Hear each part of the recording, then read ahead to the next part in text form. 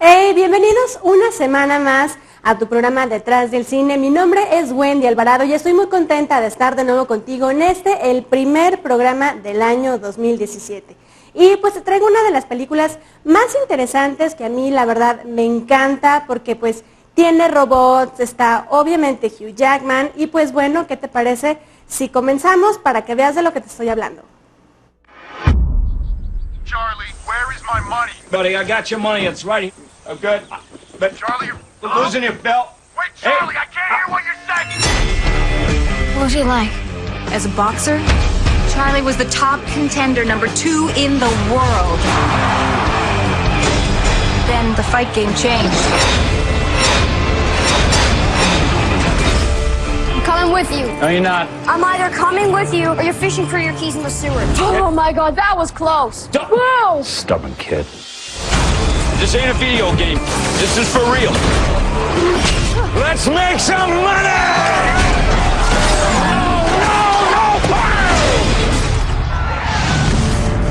I just need a little loan. As much as I like you, dude, you're a bad bet, brother. Give it up, Charlie. You got nothing left. What are we looking for? Anything I could use to put a fighting robot together. I think there's a whole robot in there. Never seen anything like it before. Can we get him a fight? He's a sparring bot, built to take a lot of hits, but never dishing out any real punishment. His name is Adam. Get him a fight. You know you're bringing him home in pieces, right? Whoa, whoa, whoa! He's smaller and weaker, and he's gonna get his ass kicked. I need you to teach him to box. Are you kidding me? You know this fight game inside and out. He needs your moves, your commands. I can't. Yes, you can. And I know I've done all kinds of wrong by this kid. Just like to do one thing right. Right uppercut! Right, fuck. Adam! This bot is one to watch. I'm trying to see a better side to you here, Charlie. It's not easy.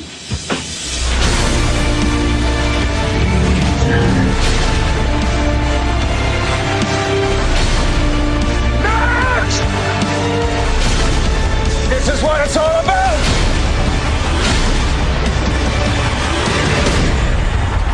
We can't win, can we? We'll see. Gigantes de Acero cuenta la historia de un hombre que está metido en las peleas de robots, pero tiene mucho tiempo que no consigue ni una sola victoria. Su vida está a punto de cambiar cuando aparece su hijo, quien le trae más de una sorpresa.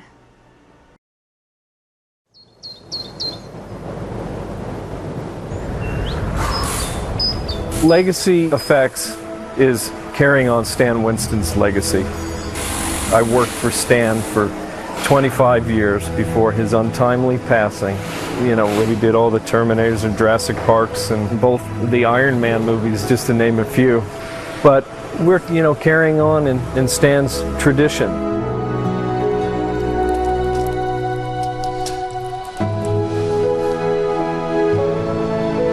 Adam. In this day and age where computers can do everything, most movies let the computers do everything because it's possible. You want to operate the next one, Steven? I'd love to. Okay. But what's brilliant about this, and Sean told me that it was advice from Steven Spielberg, he said even though you're using visual effects for a lot of the robots, you need to create real ones. He said to me, look, I know Jurassic Park is a long time ago, and computer effects weren't what they are now, but by building some real dinosaur parts, we got a reality that got better performances from the actors because they were acting off of something real. Yeah. And it made the visual effects team know what the real thing looked like. And so it was really early advice that I got, and as a result of it, we built full-scale robots for real.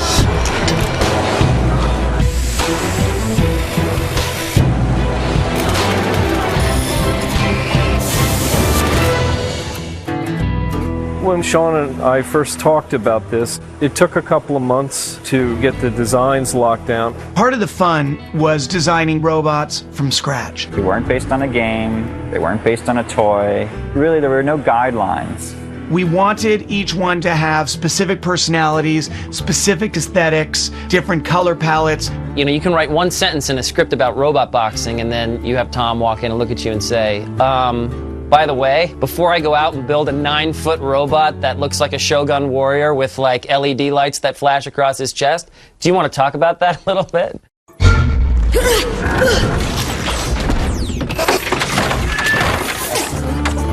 Relax, kitty's on our side.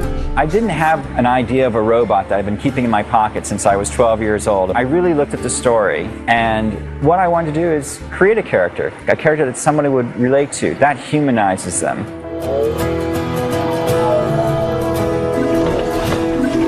I mean, they're all very different.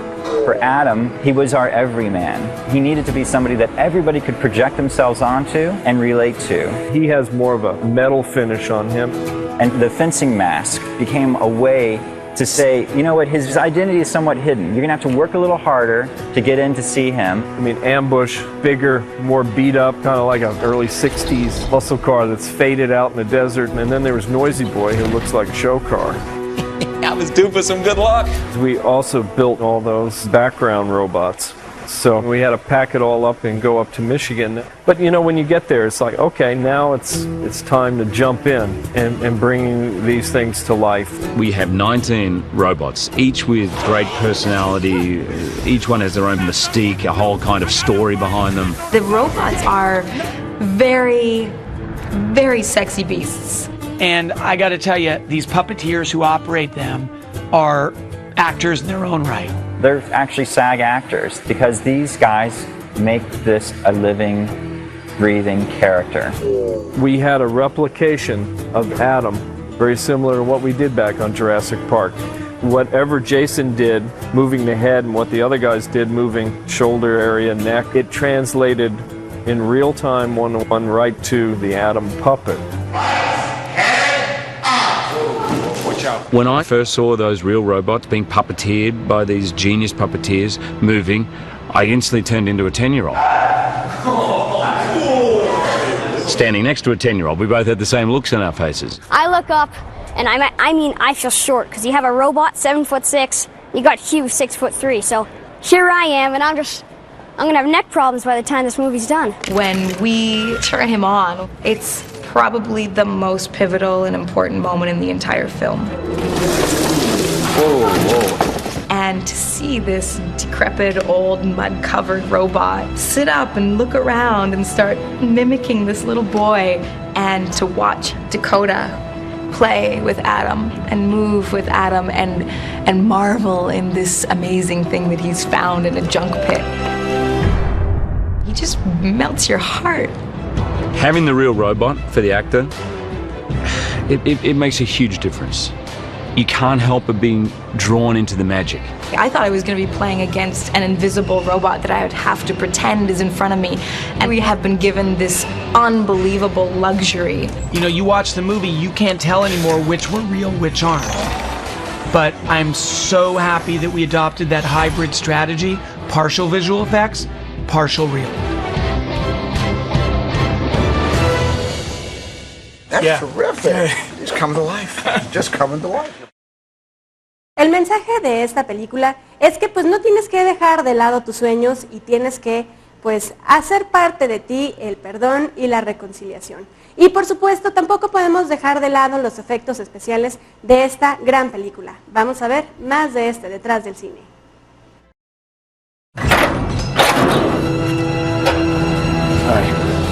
Whoa. Get on. It's all right. Welcome to Meadow Valley, viewers.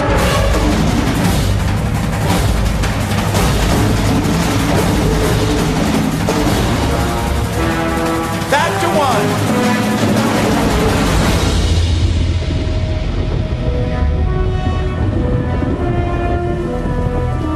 You're about to see the anatomy of a sequence, and specifically the most complicated sequence in a complicated movie. This set was particularly challenging all the way through because I think in the script it was sort of the least defined what it was. Exterior, Meadow Valley. Didn't say exterior, a junkyard, or exterior processing plant. It said Meadow Valley. So that alone is this mythical idea. Tom has managed to create an environment that made sense. What we found here is an old aggregate company. Parts of it are still functioning. There's so much existing structure, you know, for all the millions of dollars that a movie might get, I couldn't build that kind of production design. The reason we have a gap here is because we'll build a miniature and do set extensions to fill in here to really give it a grand sense.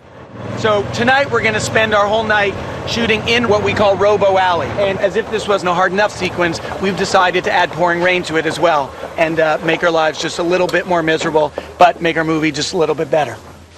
On is back on set. Start locking it up, please. Get it quiet. We're getting everybody in position. Pictures up. Starting the rain. Here it comes, guys. I'm Joe DiGaetano. I'm the special effects coordinator. Joe, you gotta get more rain on this side. Okay. The rain that we have to put on a set for it to be photographed properly has to be heavier than normal rain. So it has to be large drops. We've got about 80,000 gallons of water spread over 4 areas that we've been heating to make sure that they're warm. You heating that for us? Yeah. God bless Hollywood. Joey. 96? Could you do some bubbles with it? The jacuzzi effect would be great. We're set, sir. Roll camera, please. Sounds me. Ready and action! Here it is. What are we looking for? Anything I could use to put a fighting bot together. Hey, look. What? Do you miss it? Careful, you're on a cliff. Cut. Good, we got that. Moving on to close up the Rhoda. So just remember, collapse your knees when it goes down. I'm Garrett Warren. I'm the stunt coordinator for the movie. We are setting up the sequence that leads to the slide down Meadow Valley Hill. 3, 2, 1, go. Yeah! Perfect. That was perfect. That's our shot. Go to the position. Here we go. Ready and action you. Careful, you're on a cliff. Oh, that's a long way down. If you fell, you definitely Good. Cut. I think he's got it. He does. Does his own stuff. That was very good, Dakota. So here we are, another night at Meadow Valley.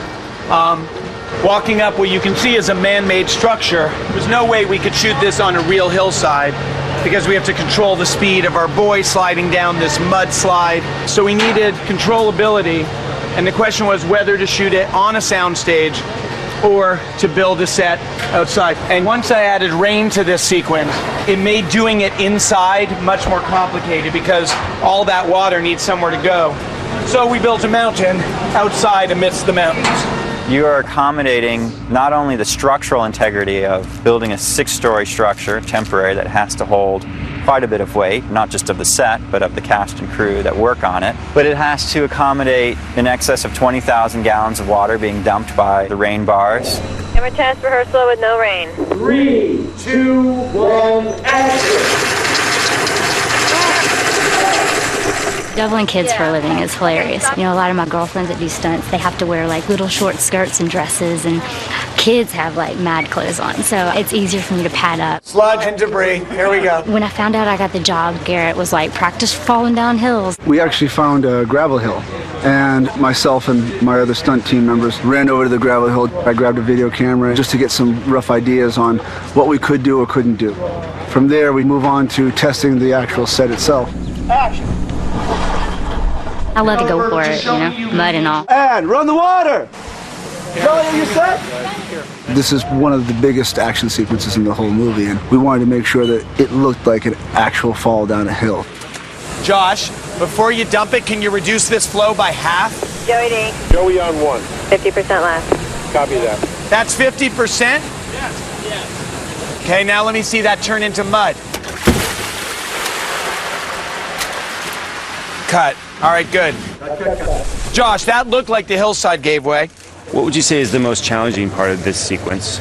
Safety, more than anything. I think logistically we have the right crew. We have the A personnel for stunt logistics, for action. But basically when you're working up high, there's always a safety concern. So I promote a lot of awareness, a lot of talking and communicating with the teams. All right, we're getting really close to doing this, guys. Everybody in their positions, please. So far we've taken the hill. Pictures next. Last look. Hey, Mark. This is Kelly going at Kelly speed down the chute, okay? Copy, Dad. Kelly, speed down the chute. Yeah. Start the range. Starting the range, here we go. Get ready, guys. Here we go. 3, 2, 1, action!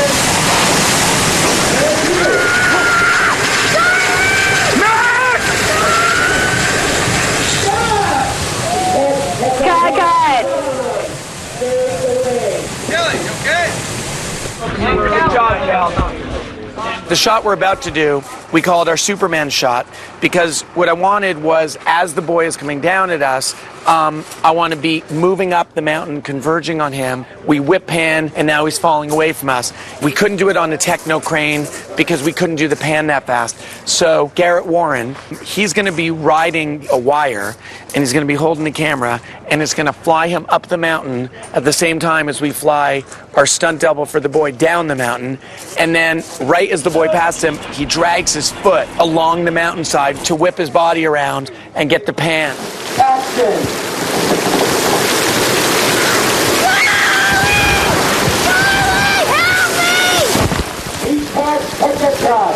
Moving on. What's our estimate, please, on Dakota? Stand by 1 second. Let me get you one, sir. With a complicated stunt sequence like this, you can get away with a lot of stunt double shots, but every few cuts, every few edits within the sequence, you have to cut to the real actor doing the real thing. 3, 2, 1, go!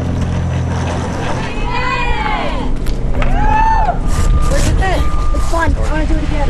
You want to go fast? Not fast. Faster. We'll give you Dakota fast. How's that sound? So we hooked Dakota up to a wire, and Maurice, our B camera operator, hung his body over an inner tube. 3, 2, 1, action!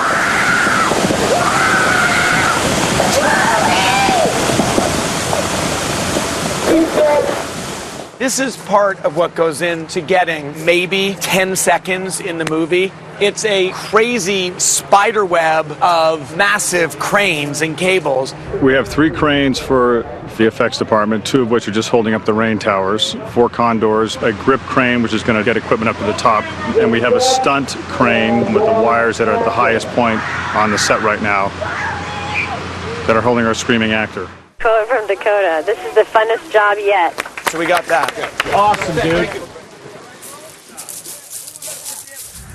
So Dave, as soon as we get someone suspended, let's find a shot. Okay. All right. I've got Kelly for this first rehearsal. Okay, copy. Mikey, you down there? Down here and ready. So you've seen us walk through Robo Alley. You've seen us do what we call the sluice, the slide. So tonight we're focusing on the grab. All right, here it comes, Kel. Okay. No debris. Stay right there. Just water. Ready and dump. 3, 2, 1, action! Back to one. Pictures next. Last look. Pictures next. Dakota's here. We're ready to go. Let's roll camera. 3, 2, 1, action! Got totally wiped out. I think you could still go half as much water. Okay. And you're right, no mud. No mud. Half as much water. Okay. And cork, no mud. I need another full rehearsal, Josh. Another rehearsal coming up. No matter what, we need to add more green screen. Correct? Maria, you got E. Nash up there?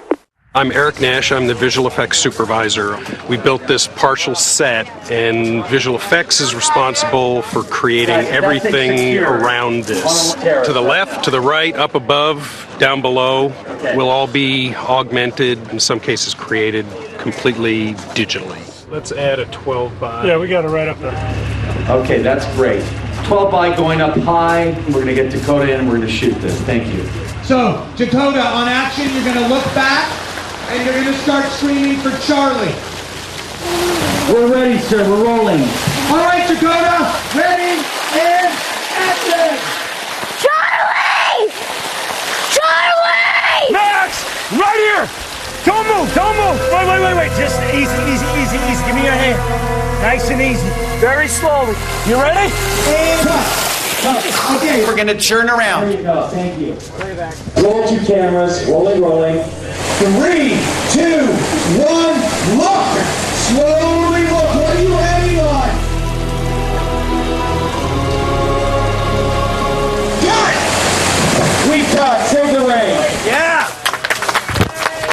Good job, Dakota. Show him some of the earlier ones where we just got taken out in mud. Look at that one, John. Look at me. Look at me. Yeah. You can't even see my jacket. Yeah. Let's take two. All right, let's get him warm. We're wrapping Dakota. Good night to Dakota. Good morning, which in this case is 6:15 p.m. I'm here during the hours leading into my shoot night in editorial. One of the advantages of shooting the movie digitally and having a digital pipeline is that I shoot it, it immediately gets into editorial, and it allows me to basically go in and then see what shape we're in. Hey, marker. Ready? Okay, let me watch and then we'll see. Okay. You're gonna give me your other hand, nice and slow. Come on, Reese. All right, look at me. We're gonna do this together. Right here, look at me. I want to see him whimpering and looking right in his eye. I can't, well, you can't go put him back on that arm, can you? I could if I had to, but why? Because I don't have both hands. Both hands? Connected. You don't? Okay, so Zulu, you know that super tight close-up of the kid looking back at daddy? I need a pickup of that extreme close-up of him looking back while holding both of Hugh's hands. Did we only have one arm last night? That's right, he never took hold and connected eye contact with two arms. Okay, I think we should do that when we get there tonight. This business is about adapted medicine, not textbook medicine, so this happens all the time. Director goes to editorial, sees he needs an extra cut. We have all the scenario here, the full infrastructure, the manpower, the rain, the set. He adds a cut, it's not a big deal. Okay, and right now we're doing this. Then push in on Adam, reveal, that'll be over Kelly. And reverse on Hugh walking away. We can finish this scene tonight. Glamour, glamour, glamour, right? At least you don't get mud. What are you talking about? People pay a fortune to get beautiful women to throw mud on them. It's good for your skin. You'll look 8 by the end. A mud wrap. Yeah, you can look 8. Not even mud, it's chocolate mousse. It is. I hate chocolate. You hate chocolate? All right, it's just mud. All right, the boys are wet, so we're gonna go right away.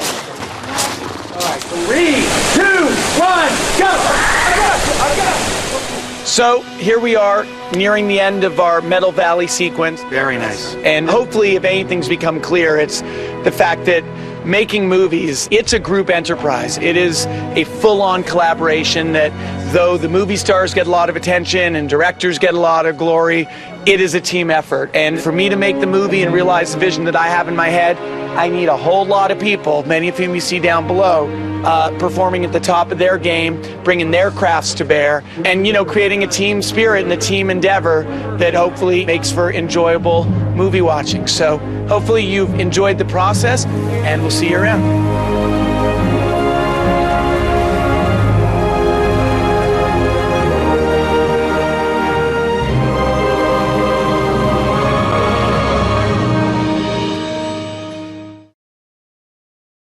Sin duda que es una de las películas que más emociones y acción tiene. Pero antes de continuar con nuestro programa, vamos a una pausa y enseguida regresamos.